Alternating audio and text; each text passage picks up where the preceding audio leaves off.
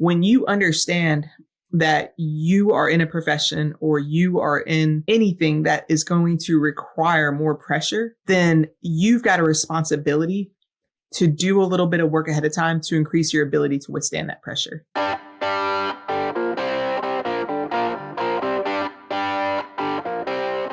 Welcome to the Move the Change podcast.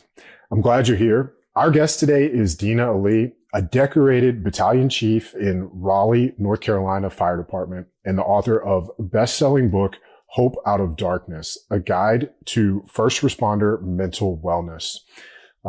When I think of Dena and the work that she does, it centers around mental wellness and suicide prevention. And when I think about those things, I can't help but think of a great lesson that I heard recently. When you come across a houseplant that is wilted, you almost immediately look at changing its environment in order to improve its health. Maybe that's more sunlight, more or less water, better soil, or even a bigger pot. All of those are examples of environmental changes that we might make in order to help the plant live healthier and happier. But we don't respond the same way when people, even ourselves, are struggling. We blame the individual or ourselves if it's us. We think, what's wrong with me? Or what's wrong with so-and-so? So if you're struggling now, or if and when you face struggles in the future, look, we all do, don't immediately blame yourself. Don't let what's wrong with me be your first or your default thought. Don't be afraid to investigate or audit your environment to determine whether or not you need to make changes there in order to be happier and to live the way you want to live. So with that, let's kick off today's show. Dena, welcome to the show. Thanks, Ryan. And I absolutely love that. When I heard that, it was like, it's so simple. Why haven't we been using this analogy before? It's so simple and true. Like in nature, you find something wrong, or even with animals, you don't look at the animal and say, okay, what's wrong with this animal? You're like, okay, is there something wrong with the water? Is there something wrong with the food? Do I have something going on in my house that might be making them sick? You're constantly looking at the environment. But it does seem like with people, whenever somebody is struggling, whether it's with some sort of substances, behaviors, relationships, it's like, oh, what's wrong with that person? And it's tough. It is. And you're spot on. I mean, you're right. We do it with our pets the same way. So, the trick here is, and hopefully after listening, even just this far into the podcast, people can start to, look at themselves the same way. So I gave a short bio for you there. You're also the program manager of behavioral health for the First Responder Center for Excellence.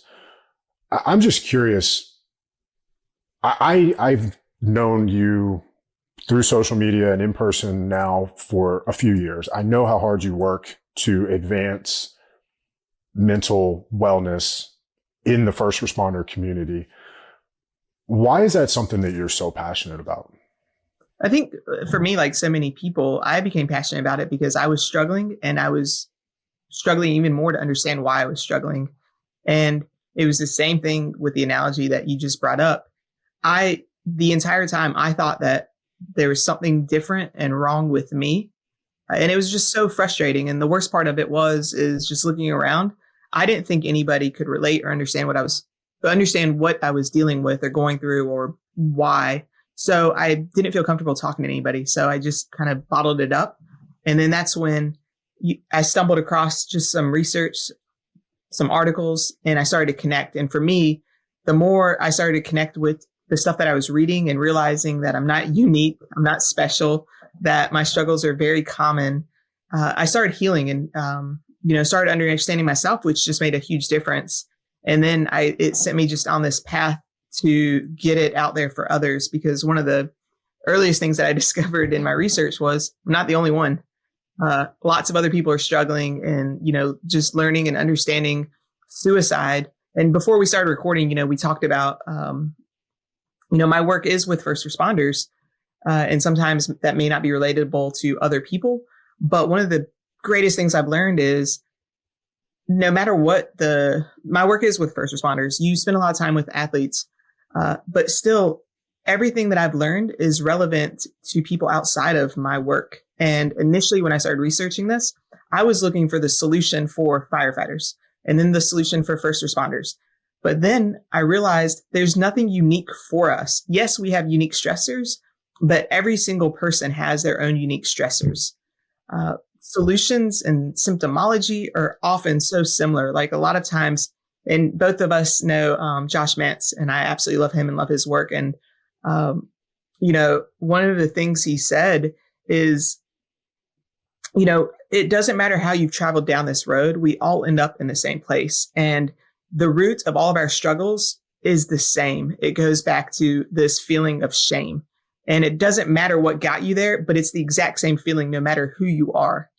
So that's, one of the greatest things I realized. And then it just became such a passion project to share the work, because the work of people like you, of him, they did so much for me in my healing. And so I just want to continue to amplify and push that out. You made a really good point there.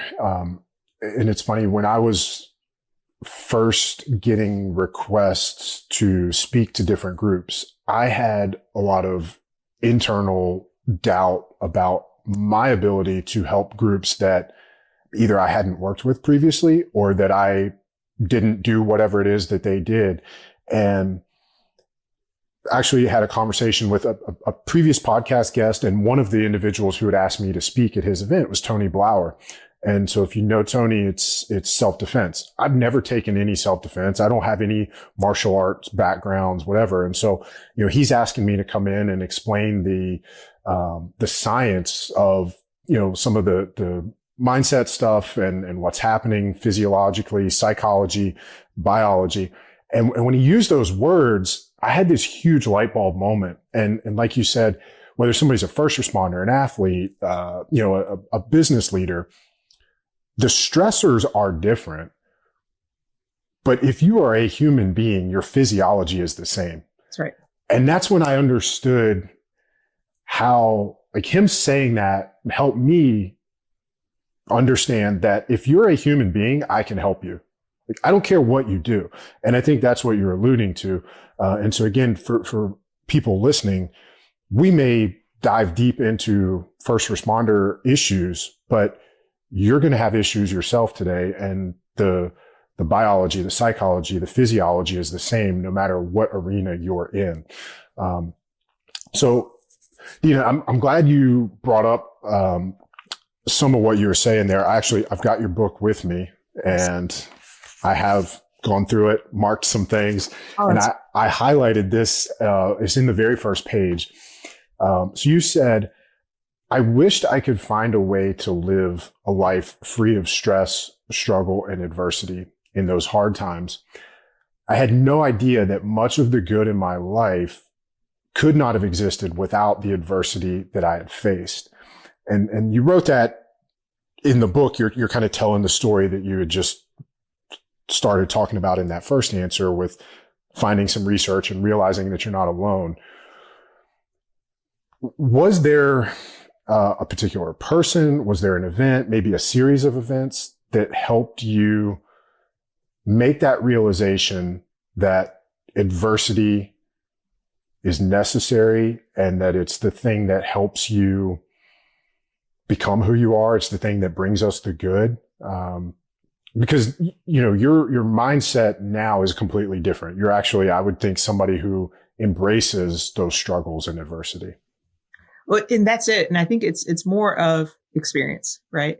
Because growing up and all the movies, all the heroes we learn about is, in my young 20s, I would see people who, and I started to put, connect the dots that this person is really humble and kind, yet a badass.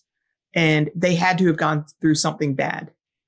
You start to pay attention and realize that people who have had no adversity generally are not as humble and as kind as people who have faced adversity. So I put those pieces together. But of course, I think in all of our lives, when we're going through the hard times, we don't realize that we don't even remember that every other hard time that we've ever gone through, we have gotten through. in the moments that we're struggling, we think this is the most horrible thing ever. We're never going to get through it. It is going to scar us for the rest of our lives. And it takes time and experience, and at least in my personal experience, to realize that, yes, you're going to get through it. And depending on how you react to it, depending on what you do to it, it truly can make you better. It truly can be something that down the road you can talk about, and you could share. You know what? Even if you screwed up, a lot of my stress and struggles don't come from like trauma from the job. It comes from my own personal screw ups, relationship blunders, poor decisions. And so, looking back, being able to look back and being able to say, you know what, this is what I learned from that. And this is the kind of person I am because of that experience. So I wouldn't say it was one person. Of course, I'm a huge reader. I love to read. I love stories. I love people's experiences. So reading through experiences definitely helped me to continue to build that foundation. But it was definitely the painful reality of coming on the other side and realizing, you know what, without that, I probably wouldn't be here, or without that, I wouldn't think this way. Mm-hmm. So talk to me about what was that thought process like in your head, where at some point you personally get to the other side of there's never a there, right? But you get to a place with your own mental health and wellness where you feel like, okay, I've learned some things that I want to share with others, and I have the ability to do that. Did you, in the beginning, envision having as big of an impact on the fire community, first responder community, as you are now? If so, if not, what did you envision? If you did think it was going to be this, that's an audacious goal. Walk me through this. No, there was absolutely zero intention or desire or belief that I could have any influence. And even like the month before my book was finished, the month before it was finished with the publisher, it never felt to me that it was going to be complete, or that it was going to be relevant, or that it was going to be worthwhile. Even before the book came out, you were speaking. Yes. Yeah. Right. And so take me all the way back to the beginning. Where did it start, and how did you get that ball rolling? Luck. Every bit of it was luck, and work. You take luck and you take work, and things get better. But the truth of it was, I was in graduate school. I was in my second semester, and I had an assignment. It was action research. So find an area where current practices are not best practices, research and develop better practices. So I was fairly new, but starting to feel more like a veteran within the fire department. I'd been on the job about 7 years. And I was at that point in my career where I wanted to contribute to my community, my department. I wanted to leave an impact. I wanted to have something that I could say I contributed to this department. So I reached out to our safety chief, who's in charge of everything from health and wellness to operations, keeping us safe, ensuring we all go home. So I reached out to him and said, hey, this is my project. Can you think of something that I could research that could benefit our department? And I had all these ideas of tactical things that he would send me back with our operations. And he replied and asked me to look at firefighter suicide. And this was fall of 2015. And 10 years ago, we were not talking about suicide among first responders. Suicides were happening, but a lot of times for first responders, if a suicide happened, nobody mentioned that it was a suicide in honor to maintain the person's image and to prevent shame on that person and their legacy. If you admitted that somebody died by suicide in the first responder community, you're basically damaging their reputation. Mm-hmm. So it was not something that we were talking about. Unbeknownst to him, I was going through probably just the crappiest time in my professional career. I was working with a crew that I didn't feel like I was a part of that team. I felt like an outcast. And it's really funny, actually, you don't know this, but like a few years later, you connected the dots for me in your book when you talked about human nature and how we won't step outside of our tribe, even if it's to do the right thing, if it might put a target on our back. Because at that time, I was at a 2-company firehouse, and there was really only one bully. only one person who had issue with me, yet nobody else, even if they saw what was happening, they saw I didn't deserve it, they saw the way he was acting, nobody else would speak up.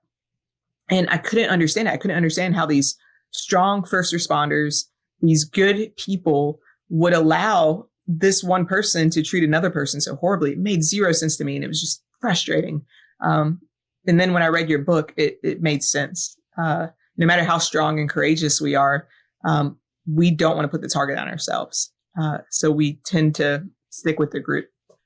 But so when he asked me to research that, he had no idea at that time I was going through like just the worst depression. But in my head, I felt absolutely ridiculous about it because I was depressed and sad because one person in the firehouse wanted nothing to do with me and outcasted me. I thought that was so silly. Now I understand it's not silly. Like, you know, as humans, we want to contribute. We want to be a part of a team. And when we're isolated and alienated and we spend 24 hours feeling all alone, it's tough. So every day I went in that firehouse with this really positive attitude, this hope that we'd get this big fire and we'd go save lives and we'd high five and hug and all the drama would go away. And that didn't happen. And every day I'd get off work and the fake face I put on for 24 hours, as soon as I got in my car, just like the exhaustion set in. And, you know, sometimes there'd a couple of days I just like cry and I'm like, why am I crying? This is horrible. A lot of days I'd get home and just get back in bed and that's all I want to do. I was so humiliated by the experience. I was so isolated that I didn't talk to anybody about it because it didn't make sense to me. And I didn't want to admit to anybody that I wasn't who I wanted to be. So when Chief Hobson asked me to research firefighter suicide, initially I was like, oh, what does he know? And this is going to be uncomfortable. But I get into the research and I realized the way I was feeling, it was happening for a reason. And it was happening for a very logical reason. And it wasn't my fault. And that was really healing for me.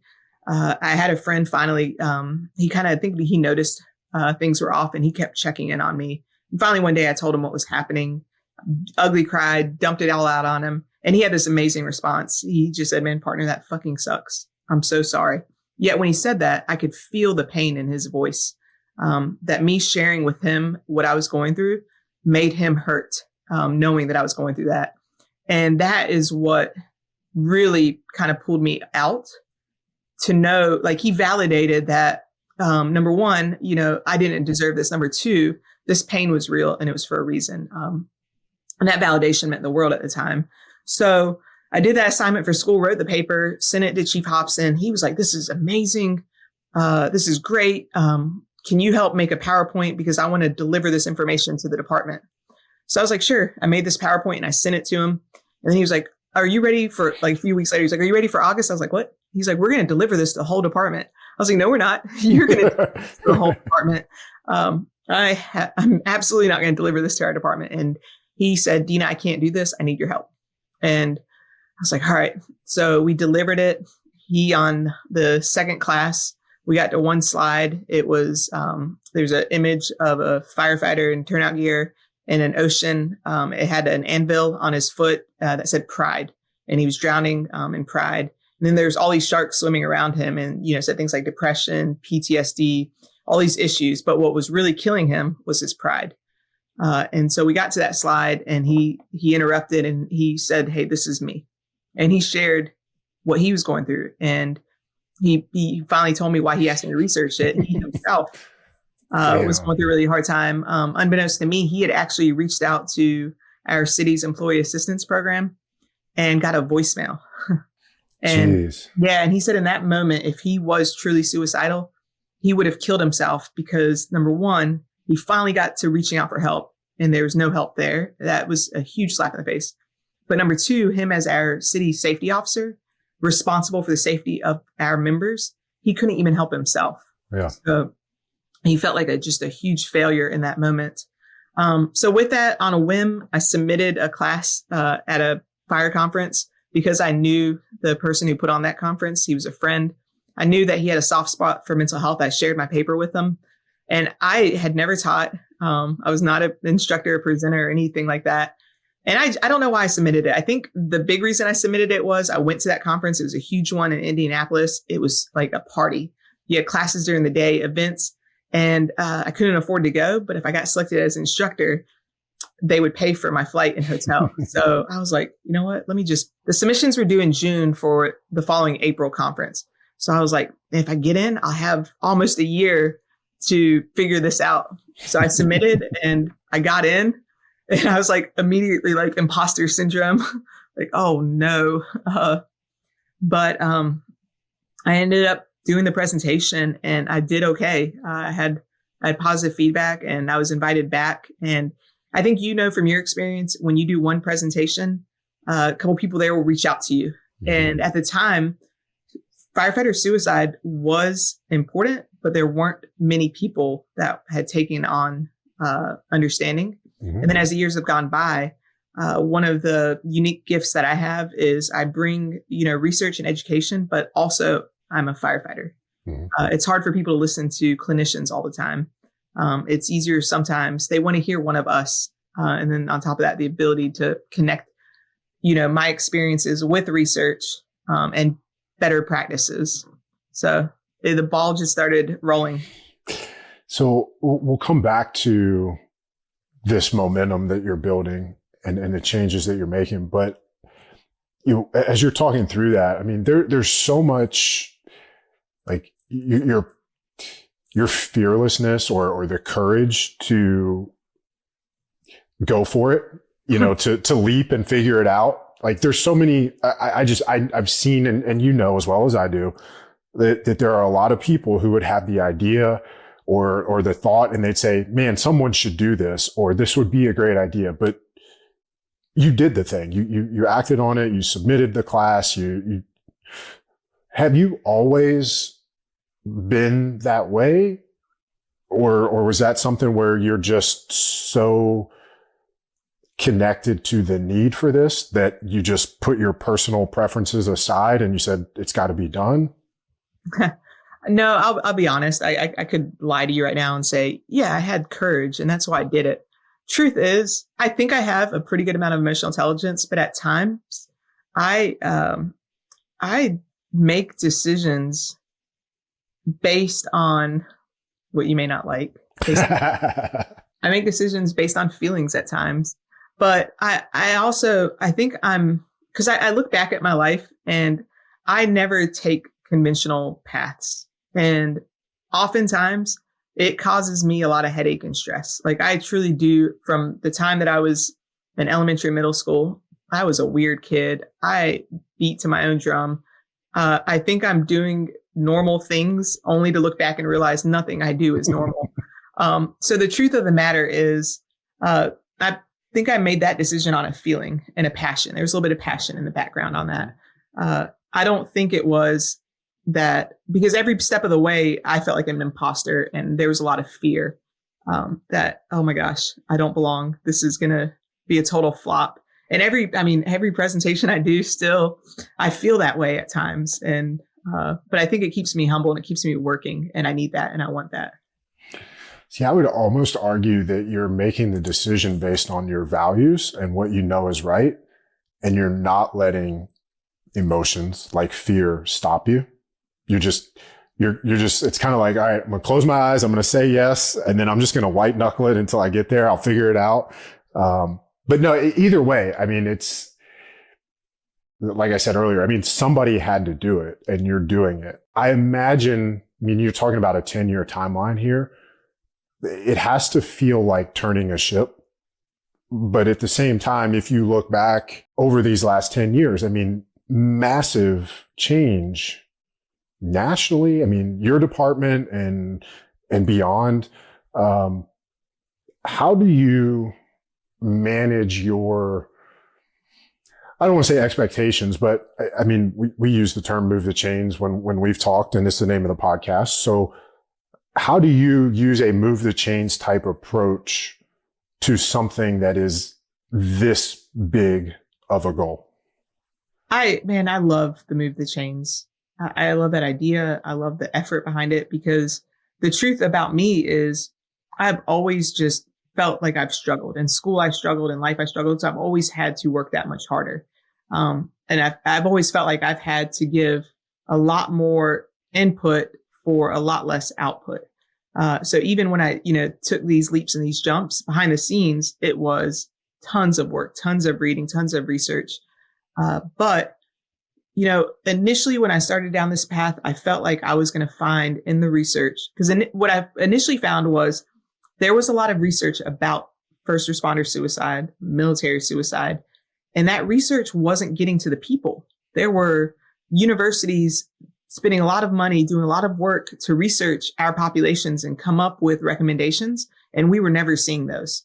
So initially, when I discovered the research and I started to understand that it's out there, all I wanted to do was be a translator. And I said, wow, here's solutions. I'm going to help get it in the hands. And in a year, we're going to see a big, downward shift in suicide, and people are going to, get treatment for PTSD, and they're going to understand what alcohol does, and we're going to save firefighters, and we're not going to have a problem. And so I thought very short term, like in a couple of years, just sharing this research was going to make a huge difference. And then I realized that's not the case. Yes, sharing the research is going to make a difference, but with mental health specifically, and with people all around, there's only one person that can make decisions for anybody, and it's that person. And people have to be ready and willing to change. So we can have all the solutions out there, but until somebody's ready to hear them and ready to apply them, there's very little we can do. And I have to keep that in the back of my head, because you can see somebody struggling and all the answers and what they need to do, and they're not going to do any of it until they want to. So I had to truly learn patience in all aspects of this, even working with fire departments. So many individuals within organizations wanted this information because there were people struggling, but so many organizations had other priorities. They could care less about this work that we were doing until they had a tragedy or a crisis. And then all of a sudden, they wanted me and members of my team to stop everything we're doing and come to them. And that was never the right time. It was never a good time. So a big piece of this was learning patience and realizing that everybody's on their own timeline to this information, and understanding that no matter how much I know, how much I share, I can't put that into everybody's hands to save everybody's life. But there are a lot of people who were like I was, who were struggling, feeling isolated and desperate for just a little bit of support and information, and understanding that I can help one person at a time, and maybe they can share that and help others is that's what keeps me going and what keeps me excited about this work. Yeah. So you mentioned that a lot of times you get the call to come in after a tragedy. And of course you're not going to say no, but like you said, that's not the ideal time. One of the other things that I've heard you talk a lot about is getting upstream. In health, we might talk about root cause treatment, right? Like you're treating the cause instead of the symptoms. So what are some of the things that you've learned through all of this research and the act of, working with all of these groups? What are some of the things you've learned about getting upstream, and, some of the tools that you've been able to arm departments and individuals with when they're ready to make the changes? Yeah. And this is where you and our work really converged, because I got to the point where it was that Desmond Tutu quote, at some point you have to stop pulling people out of the river. You have to go upstream and find out why they're falling in. And in the fire service, with suicide, PTSD, and all of that, we were stuck at pulling people out of the river. We were just pulling people out of the river, and it seemed like there were more people falling in, and we were just getting exhausted pulling people out of the river. And then finally, some of us realized, hey, let's go upstream and let's try to keep them out of the river. It's going to be so much easier to than, pulling them out and having to take time for them to recover.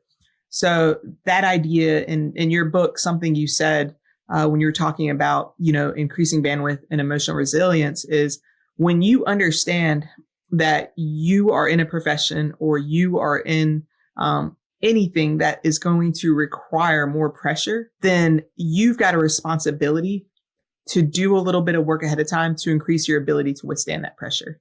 And that was like the light bulb moment for me, because up until then, you were hearing these messages of first responders being like, whoa, it's me. Like, they see so many bad things. Nobody should see that much, negativity. These schedules, these poor first responders, they're martyrs, and it's just inevitable. We have to have presumptive benefits for when they inevitably, have PTSD or die by suicide. And it was really frustrating because I don't want to give people, I don't want to just give people benefits once they're disabled. I just don't want them to be disabled. I want them to be healthy. And the fact that we know that adversity makes us stronger, reading about POWs and how those horrifying experiences made these people better people. Of course, I wouldn't want anybody to be a POW. But when you read these stories and you see the kind of people they become, you read about Viktor Frankl, all these people who endured much greater adversity than our modern world is putting on us, then we know that adversity doesn't damage unless we're unwilling to do what it takes to have that perspective and ability to grow. So with that, I really dove deep into, everything that you talked about, especially I dove right down the polyvagal theory, and, just understanding as organisms and people, we increase safety, we increase homeostasis, we increase capacity, bandwidth. And then so simply just breathe a little slower, find anything that helps you breathe slower. And that is going to increase your emotional resilience a little bit. And it's these little things like gratitude. So I'd heard for years and years and years the value of gratitude. I read it in your book. I've had to read your book multiple times. The first time, I read it and it just was in one ear, out the other. Gratitude sounds great, but can't be that helpful, right? But then over the years, and I'll never forget, we had a call one day, and we came in that day, and we were told that the night before the crews went on a motor vehicle collision, and there were 5 teenagers that died, and the police department was doing the investigation, so they did not extricate them yet. And they told us that they would call us back later to help extricate. So already from the get-go, it's well, this sucks. Nobody comes to work to pull out dead bodies. We come to work to save lives. So already it was oh, this sucks. So then we got that call, and we went out there, and to do the extrication, it required a couple of different apparatus with different tools, and a few extra hands. So I'm just standing on the sidelines watching people work, and man, it's just somber. It's sad. It sucks. And for me, I immediately tapped in. My gratitude practice was not strong, but it was present. And I understood gratitude, and I tried to practice it. I didn't have a daily routine, but I practiced gratitude. So immediately when I started getting frustrated and sad and this sucks, I immediately tapped into gratitude and reminded myself there's so much good out there. This little bad can't outweigh the good. And then I realized, wow, I wish that I had spent more time on gratitude, but more importantly, I wish that I had helped share this with these people, because if these people had a gratitude practice, that could maybe help buffer them in this moment. So from that call on, I really, changed my daily routine to, start the day with a cup of coffee, don't look at my phone, and just think about 1 to 3 things that I'm grateful for, and trying to pass that on, and just understanding that ahead of bad, there is stuff that we can do. And I use a stress bucket analogy.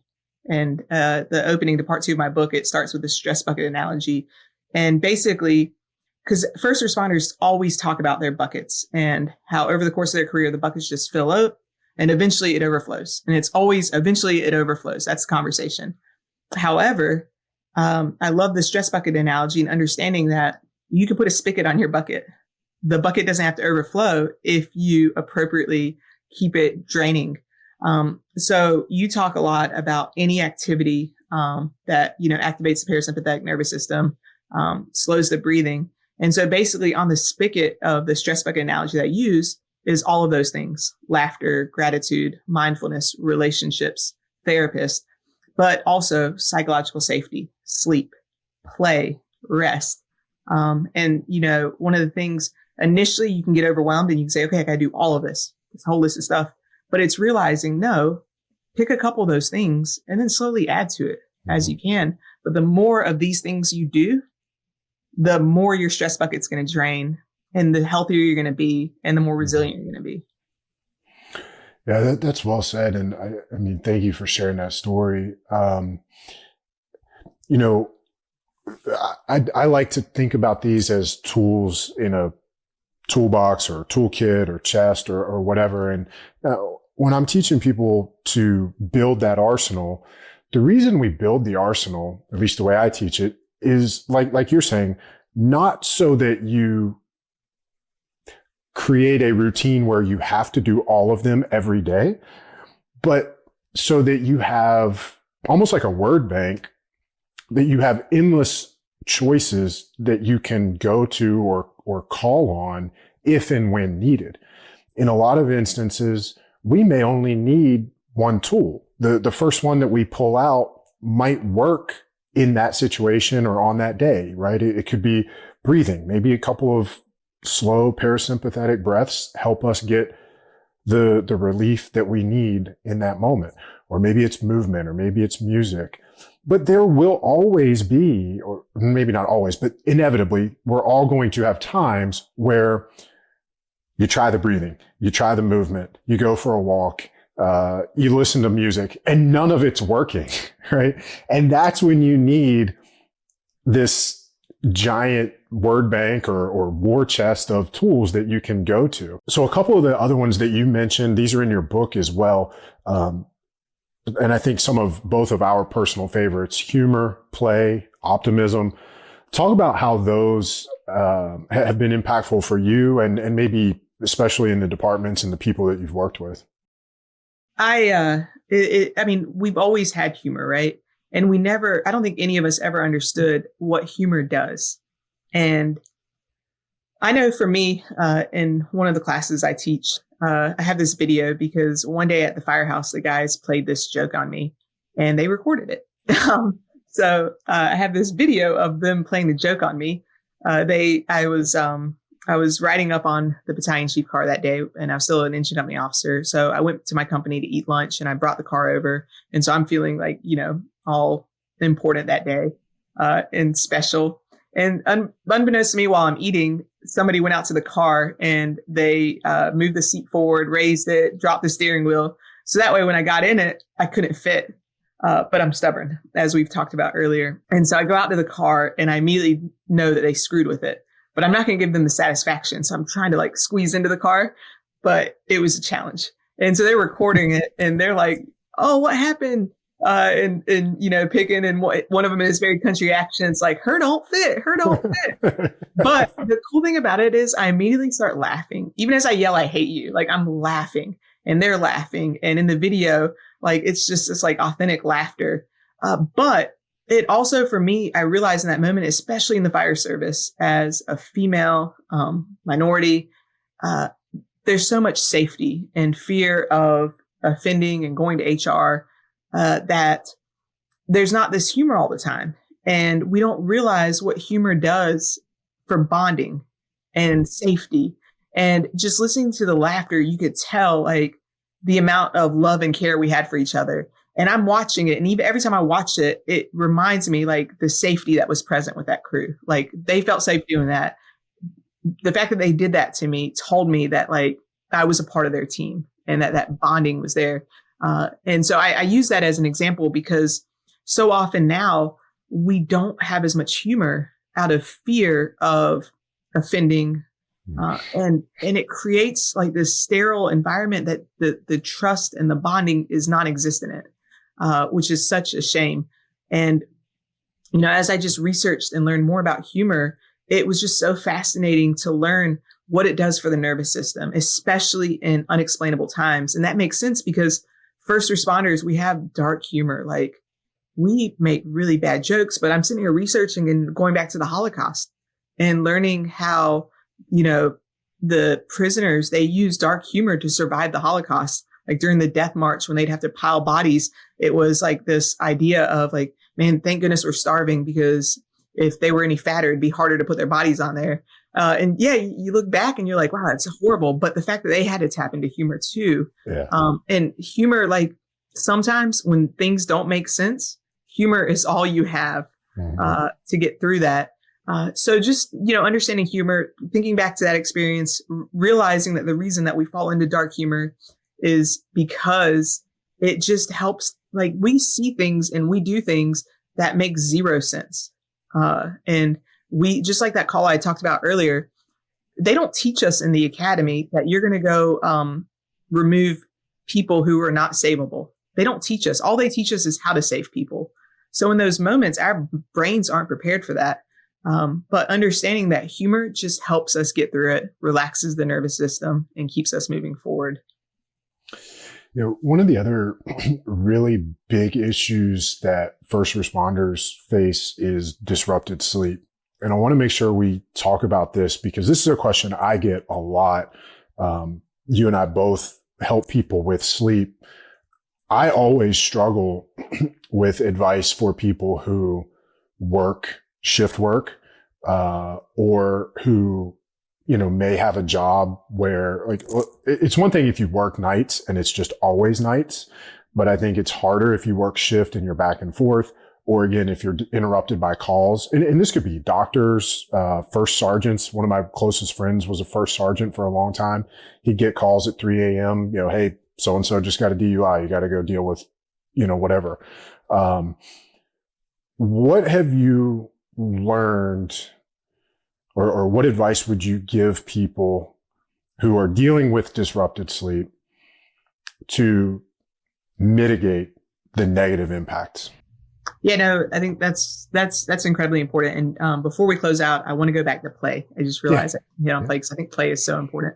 Sure. But sleep is probably the most important factor. And like thinking about emptying the stress bucket, I when people ask me what's most important, I struggle between sleep and psychological safety because they're both so incredibly important for like your body all day long, and every bit of it. So yes, first responders, there's so many challenges. Like you could sit here and listen to these podcasts on sleep and they tell you go to bed at the same time every day, wake up at the same time every day. And they give all this advice that isn't relevant for us because, my shift schedules, I'm not a morning person. And I was so grateful to learn that not everybody is. Like I remember watching Jocko every morning on Twitter. He'd post like his 4:30 a.m. picture. And I was like, oh, I'm a piece of shit if I don't wake up. But then I learned that some people, they have a chronotype that makes them a morning person. Some people have a chronotype that makes them an evening person. My chronotype is evening. And there's nothing wrong with that. And I can't change it. It's my biology. So my shifts, I have to be at the firehouse at about 6:30. That doesn't sync with my chronotype. So in order to do that, the nights before work, I go to bed a little early. But then at the firehouse, right now in my position, I can't go to bed at 9 o'clock at work. At the end of the day, I'm reviewing reports, closing up stuff, planning. So that right there off the bat, I really have a hard time with the regularity in that sense. But one of the things I do understand is the value of regularity. So I try to bring it as close as possible. But for so many first responders, I think this does tie into play, is we are such workers and we're such productive people that we definitely have that idea that I'll sleep when I'm dead. And, if you are taking naps, then you're a lazy person, not understanding that sleep is this active process that protects us from mental health disorders, suicide. But on top of that, it protects us from all of these physical disorders and the top killers of first responders like cardiac disease and cancer. And so now we understand that, short sleep has a direct link to both of those. Like it's causal of heart attacks and cancer. Like it was unbelievable for me to learn that one night of insufficient sleep would render 70% of your cancer fighting cells ineffective. And then, consistent insufficient sleep eventually puts your body in that chronic inflammation, which basically erases all of your cancer fighting cells and replaces them with the metastasizing cells. So just armed with that knowledge, I understand sleep's important. And Dr. Matt Walker, I enjoy his work. And one of the things he talked about was macros of sleep. And I really appreciate that because we tend to focus on, okay, get 8 hours of sleep. and that's all you need. Not understanding that there are actually macros. So his macros are quality, quantity, timing, and regularity. So yes, you can get 8 hours of sleep, but if it's not quality sleep, it's not as effective. And that's important because many first responders will drink alcohol to help them sleep, right? And we know what that does to heart rate variability, but we also know that, drinking alcohol is a sedative, and it blocks rapid eye movement sleep, which a lot of us don't realize. Rapid eye movement sleep is inbuilt therapy. It helps you process trauma, and helps store memories without emotions. So quality is so important, and that quality comes from naturalistic sleep, not using substances. So quality, quantity, regularity, the research I found is now probably the most important factor is regularity. And a lot of studies on cancer show that regularity is the number one quality that can prevent cancer. So I'm working harder on regularity, even understanding, my mismatched chronotype with work, but trying on my days off to get myself in that regularity, trying at the firehouse to get my work tidied up. So I'm not staying up as late. So I am getting in bed about 10 o'clock if possible. And then timing, understanding chronotypes, understanding that we're not all morning people or evening people. So find out what your chronotype is and then respect it and stick to it. But yeah, I think we could talk a whole nother hour on sleep, but I know you don't have that time. But I do think I'm glad you brought it up because sleep, there's no mental health disorder that is not impacted by sleep.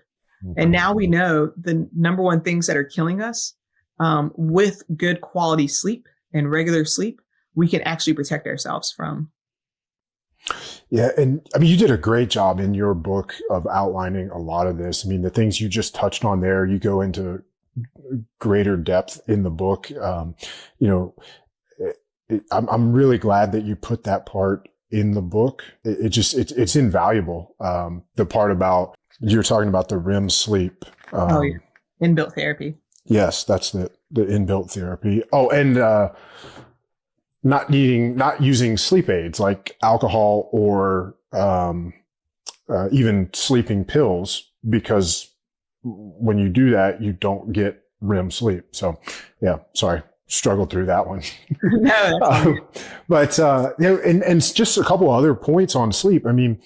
When you have disrupted sleep or when you work shift work, your circadian rhythm gets thrown off. And I'm sure you know this, but for people listening, just to drive that point home, that's going to impact all of your hormones. It's going to impact your blood sugar dramatically. There's an organization, I'll say it was a police department, I won't say where, that I've worked with recently, where they had 4 different officers be diagnosed as type 2 diabetic. Oh, wow. Within 6 to 12 months of going on shift work and nights. And it was that disruption to their circadian rhythm. Now, look, let's be honest. There's dietary and lifestyle and fitness components that contribute to that. But I don't think it's a coincidence that all 4 who were diagnosed as type 2 had been put on shift and night work in the 6 to 12 months leading up to that, right? So, choices always matter too, but it's incredibly impactful. And I'll give you another stat that I just came across recently. If we get 6 hours of sleep a night, so we're 2 hours shy of what we should be getting. If you do that for a week straight, it's the equivalent of walking around with a blood alcohol content of 0.02 or 0.002.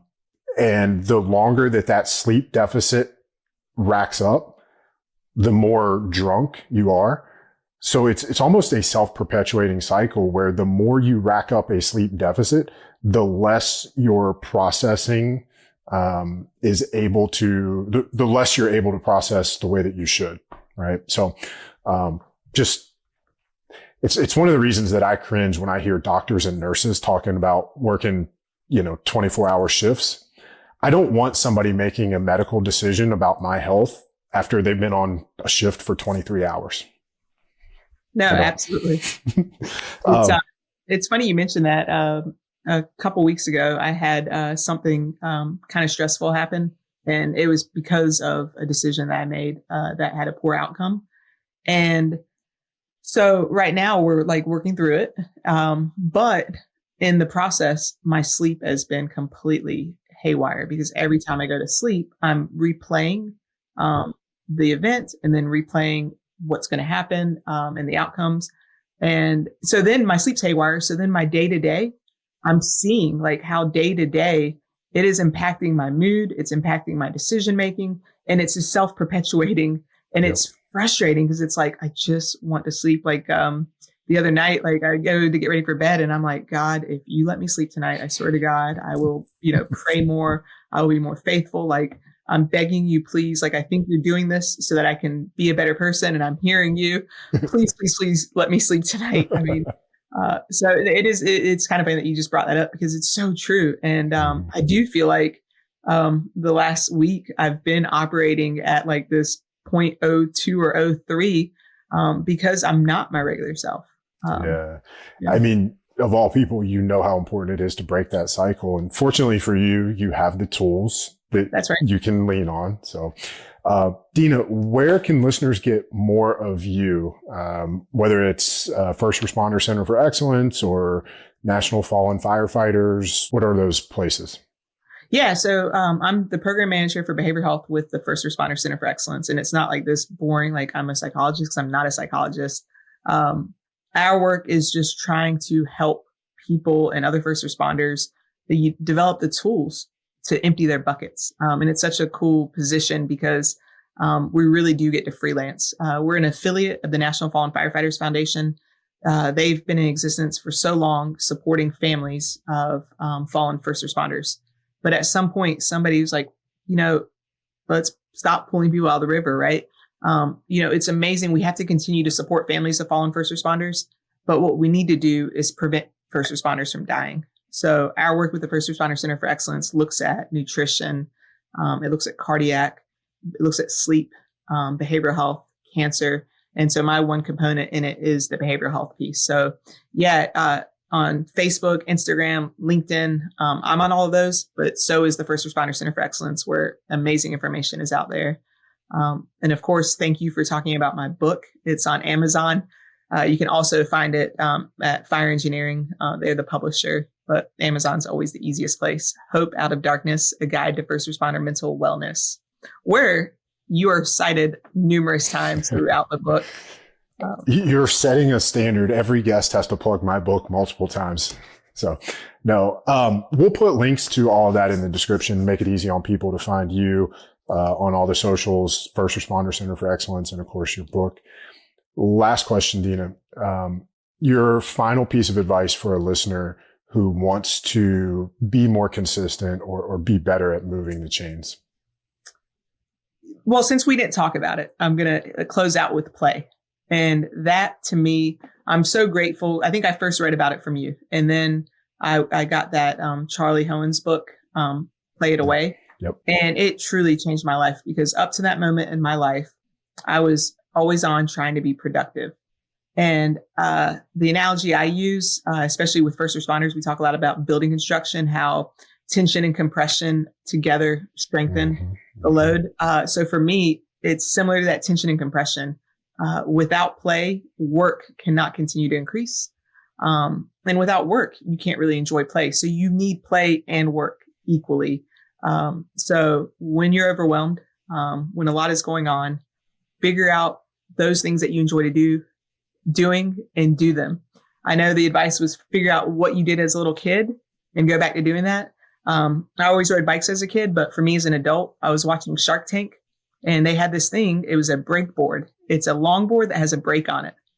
I bought the brake board and that is my play. I go out a lot in my neighborhood, they paved the roads and I just skate around, no devices. Man, it is amazing how my mind can just start to wander, enjoy, and just relax. So play more. Nice. Play more, laugh more, have fun, get better sleep. I like it. Dena, thanks a lot for hanging out with us on the Move the Chains podcast. That is our show for this week. Thank you for listening. I'm glad you're here. I'm excited for the conversations and guests to bring you in the future. Every week, we're going to bring you tips and tools on how to use Move the Chains in your daily life with real world examples from my life, coaching clients, friends, and other high performing, successful folks so that you can see how they have their version of Move the Chains to fuel their successes. Thanks for listening. Make sure you subscribe to the Move the Chains podcast wherever you listen to podcasts so that you get notified of new episodes when they drop. If you dig what you're hearing, leave us a review. And of course, share these episodes with people you know that will enjoy listening to them.